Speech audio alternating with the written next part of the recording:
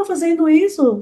Jamais! É uma pessoa inquieta, impaciente, rápida nas coisas. Isso aqui exige silêncio, dedicação, tempo, paciência. E eu fui me descobrindo nisso. Então, assim, quando eu fiz a primeira, eu desejei. Aquilo me deu um estalo, né? E eu falei assim, eu quero fazer. Tinha habilidades? Não. Você desenvolveu a habilidade Sabia. no processo. Peguei a lista de material, sabia o que ia comprar? Não sabia nem o que era bola de isopor. A gente usa umas bolas de isopor para fazer a estrutura. Não sabia nem o que era bola de isopor. E eu falei, mas eu quero bola de isopor. Que tamanho? Tem tamanho? Nesse nível.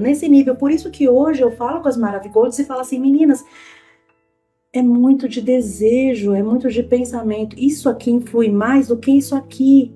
Porque se isso aqui estiver conectado com um desejo, isso aqui vai trabalhar.